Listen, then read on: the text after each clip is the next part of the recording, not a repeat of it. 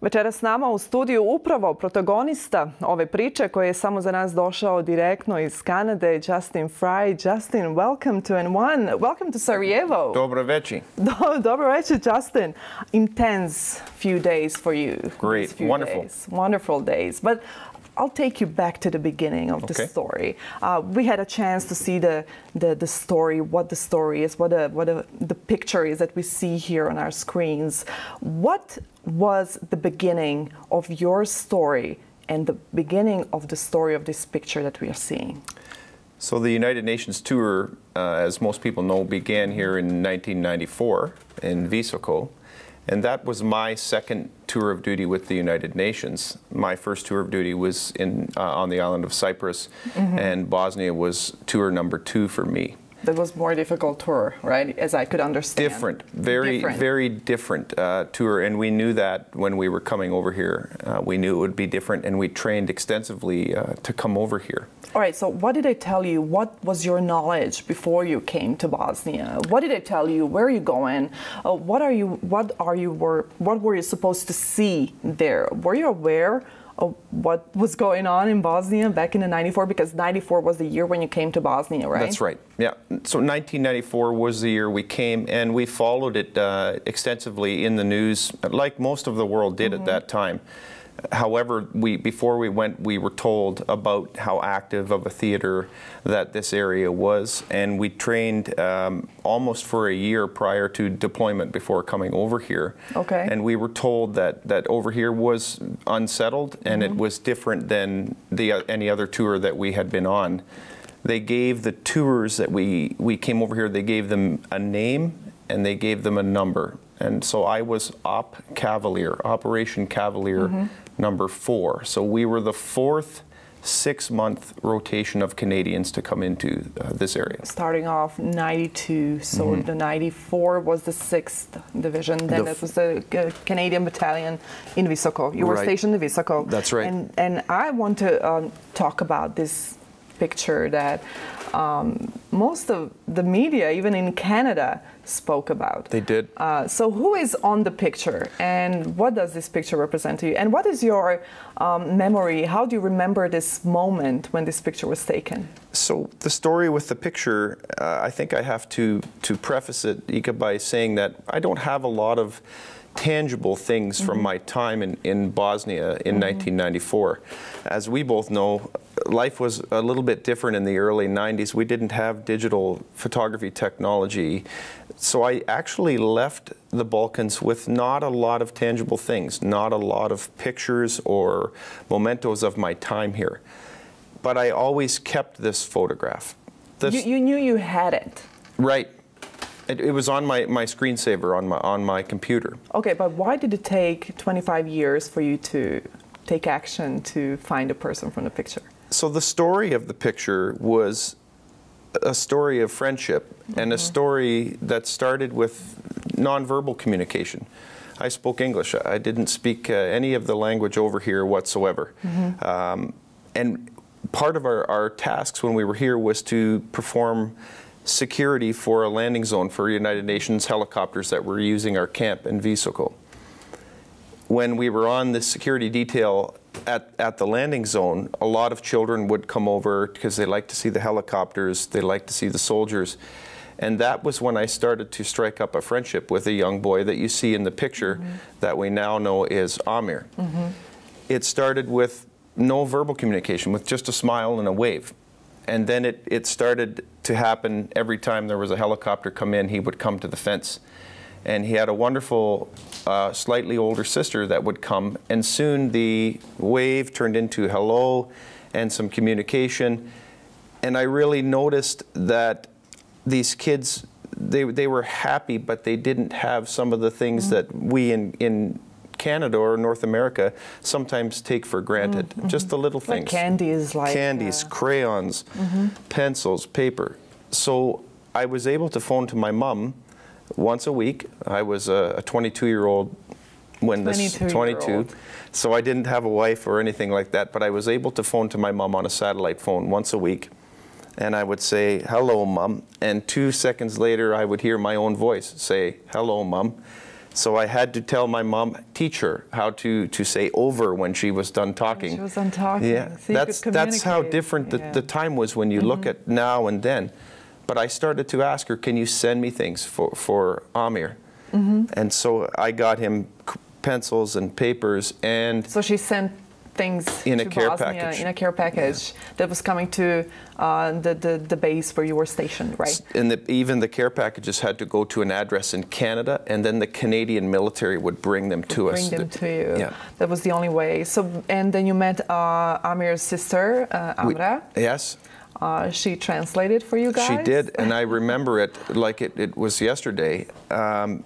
But the picture, when the picture was taken, Amir was a little hesitant because he actually said to me he was worried about the wire in the picture, and he didn't want to look like a prisoner of war behind some wire. And I said, it's okay. Can you imagine, can you go back to that moment when a child, a 10-year-old child, thinks like that, thinking that he doesn't want to look like he's behind the fence, behind the wire, right? Behind the. Can you imagine children having that kind of a sense and thoughts in that time? It definitely stuck with me throughout the years, and I think that like my story represents a lot of stories of soldiers that have made friends with children in war zones all over. When you leave, you don't forget. But Amir's picture, as I already mentioned, I didn't have a lot of things, but I always had the picture, and I always told friends and family, I'm going to go back there. I'm going to find him, and I'm going to stand at that fence again. It was, to not go back was never an option for me. I always knew that I would be back here. At some point. You would be back. Right. And you are. I am. And this is today. It happened today. Yeah, it was wonderful. It's 25 years later. So that's quarter of a century to go back to a place. And because we spent a day together, and what really was interesting that you recognized everything immediately. First of all, that's a great memory. Second of all, it's probably, it was so intense for you at that time that you remember every detail of our path. And it was an interesting day, interesting few days, definitely. And I just suggest our viewers to see just shortly how it looked like when you first came and when you met Amra, Amir's sister. It was wonderful. It was a wonderful experience. Let us see that first. Okay. Then we'll comment on that.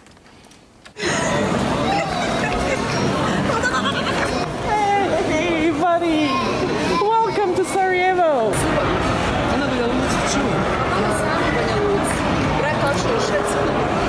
Deda umro.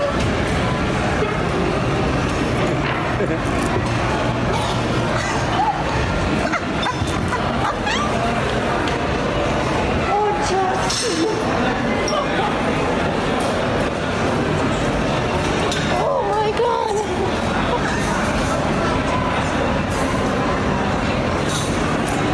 Oddio!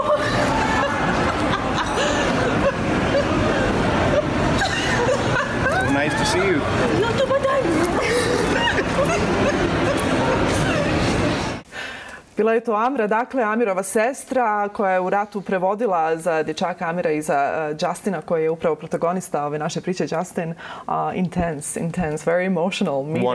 Wonderful meeting. Yes. How do you look upon today's events that you had the chance to experience 25 years later? I get a lot of people ask me that question, and for me the easiest way to explain it is, as I said, I never ever doubted that I would come back here, ever. I knew that I would come back, and it's like an analogy of a book that you didn't finish. However, this time, instead of reading the book, you are part of the book. So can you imagine to never finish it? Because I couldn't. And I knew that I had to come back here, and it just made it extra special to not only spend time with you and have a personal guide to show me around and show me how wonderful it was my pleasure. this area is, but also to see Amra again and to be able to surprise her.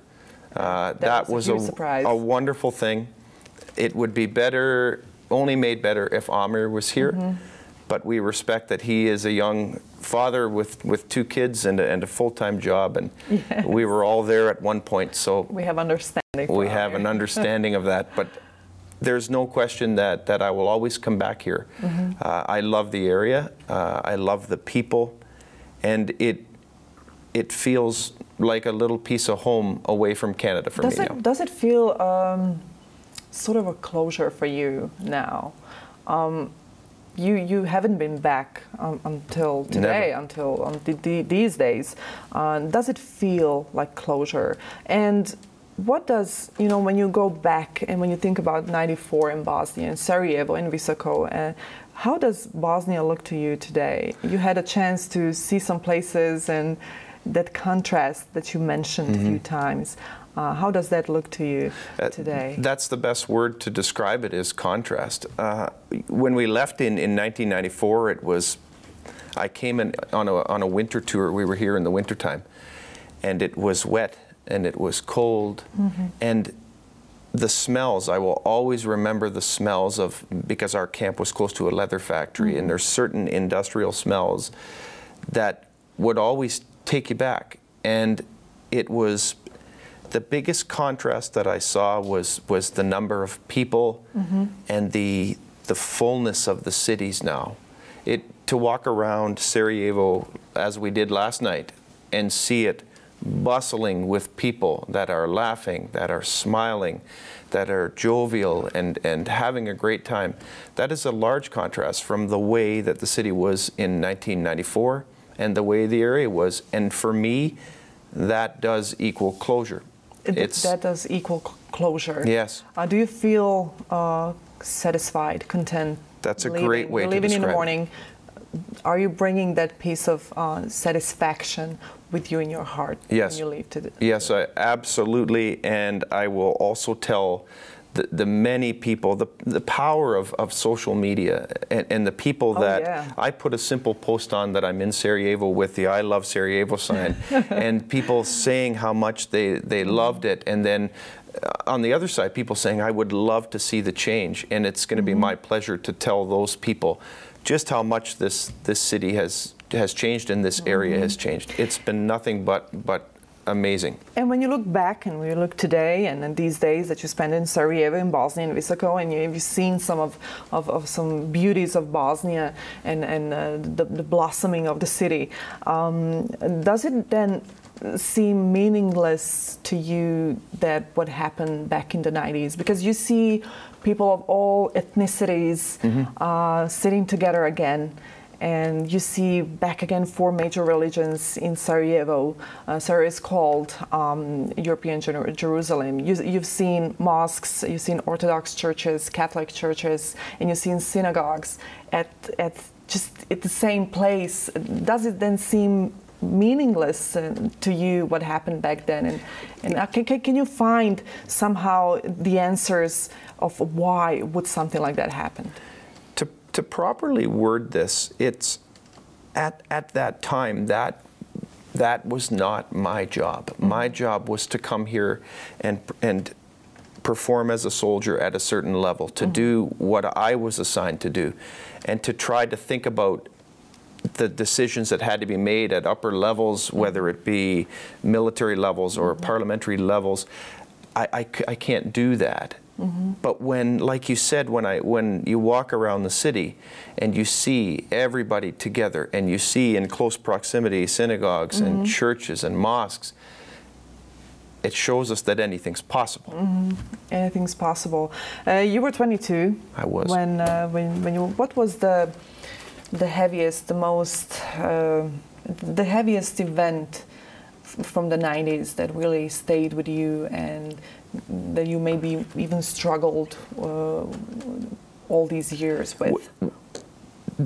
When you talk about how someone struggles after they leave a war zone, if we can call it that, it comes in phases. So for me, the biggest change when I got home right away is that I wouldn't walk on grass because of the threat of mines. We were told about mines and to be careful, and it's just something that when you came home, I wouldn't walk on the grass for the longest time, and I remember that. And I remember that I couldn't sleep in a bed as well, because inside of the camp in Visoko, we slept on cots, Army-issued cots, which are basically pieces of canvas stretched out as tight as they can with metal framing. And then we slept in a sleeping bag on that. And when I came home, I couldn't even sleep in a comfortable bed for about 6 months. I had to set my cot up. But if I look at time, and it's been, as we know, 25 years now that since I've been here, the one thing that really stuck with me was the people and the children like Amir and like Amra. That's probably the biggest thing that stayed with me, was wondering if they were safe. I mean, if we look at when this story originally aired, thanks to you, when that story originally aired, prior to that, I didn't have any knowledge of the area. I knew nothing about Amra or Amir, nothing. You were left wondering. But now, after coming here and getting to see the area and to spend time with you and spend time with Amra and surprise her, and to actually walk on that ground in Visoko and to spend time with the family that lived at their house, that is the information that I need inside of me now that satisfies all of those questions that I had for 24 years, 25 years. 25 years. And your family, tell us something about your family. What did they think about all of this? They knew. This picture was commonplace. It was on my computer. That's how it all began. It popped up as a screensaver, and this is how it started. So the picture was something new, but we often spoke of my time over here, and it would come up at nightly conversations. If you were for dinner, people would say, "Oh, what do you do?" And I've been a police officer now. I'm in year number 21, which is almost a complete police career.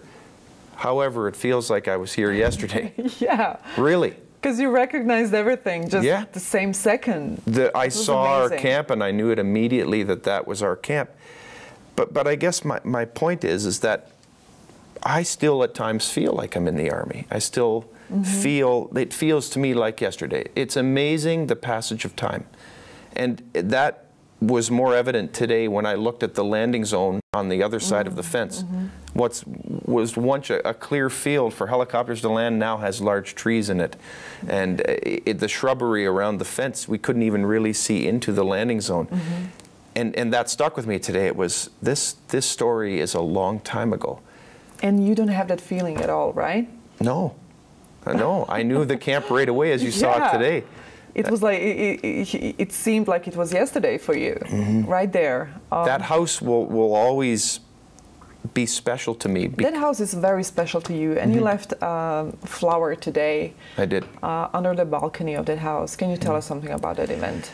As a 22-year-old soldier, as I said, our part of my job was landing zone security for helicopters, and when I would go there, the top of that house, above the top floor balcony, there was a rocket blast in the roof, and that rocket blast had been repaired.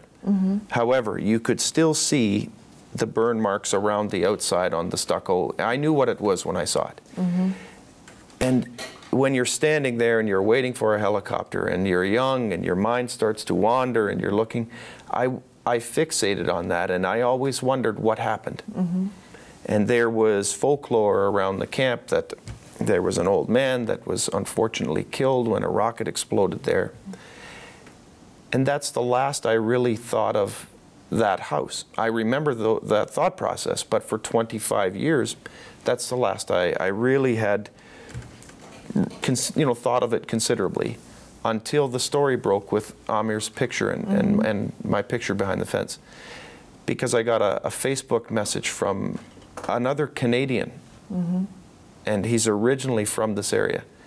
And his message, and his message said to me, "Can you do me a favor? If you go back to the house, can you take me some pictures?"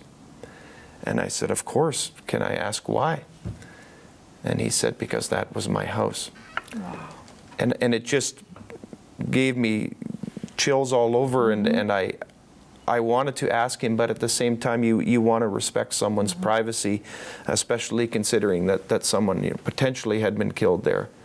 But I did ask him. I said, I have a difficult question to ask, and I apologize, but if you don't mind answering it. He said, ask me whatever you want.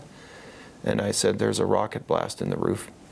And he paused and he said, my mom was killed there. And his mom was putting out clothing to dry on the line, and a rocket barrage came in.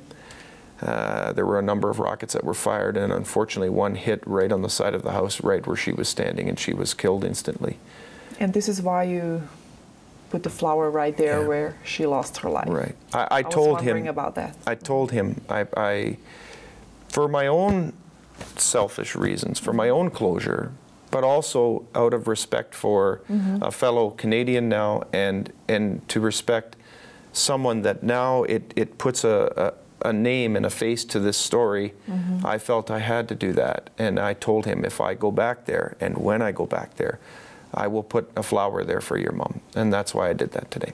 That was very powerful today, to witness, to be there.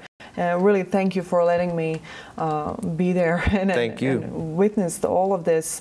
For you, Bosnia has become part of your life, part of you. It is you. Justin Fry is Bosnia back then, and you are here now 25 years later.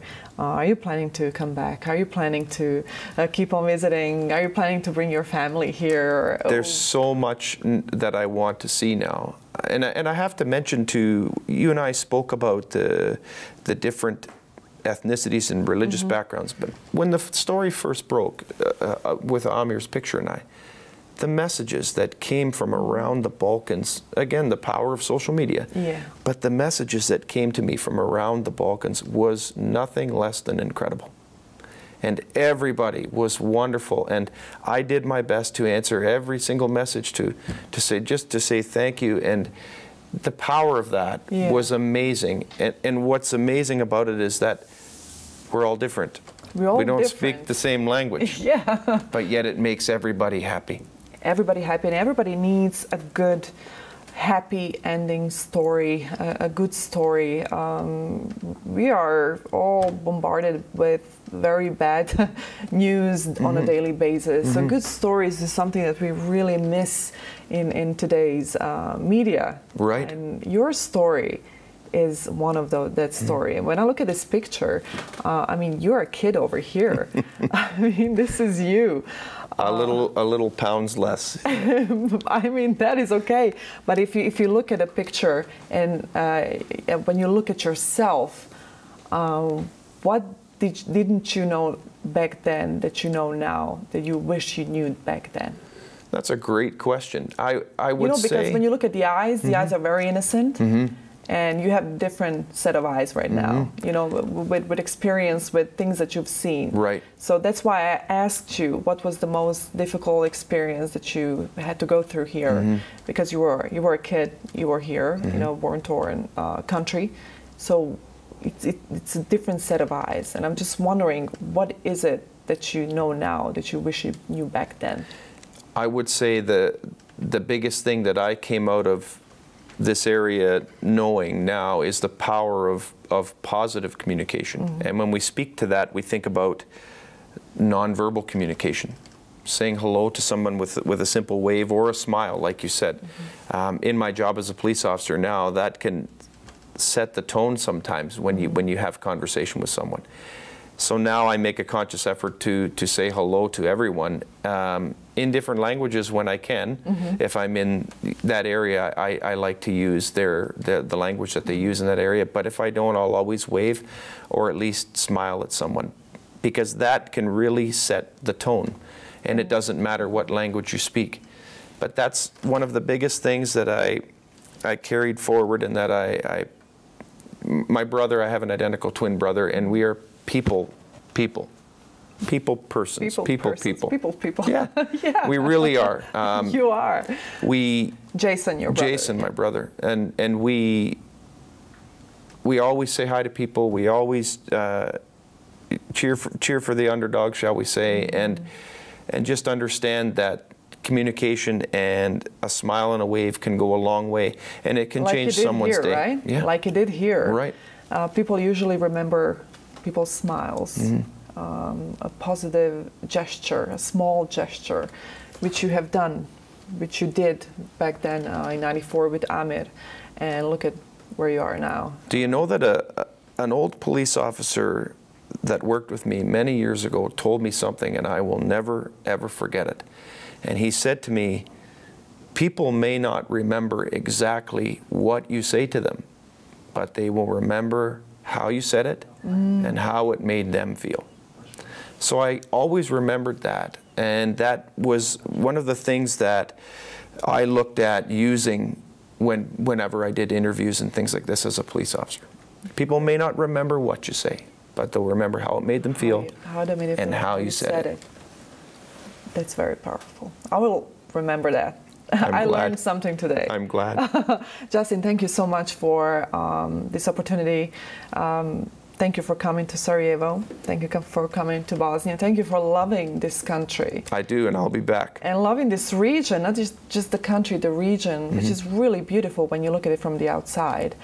And when you're here eventually, right? Something that I said frequently throughout the day was just how beautiful the area really is. And it's really wonderful. Happy you had a great time, and we are looking forward to seeing you back with your family, with your daughter, with your brother, and sister Jennifer.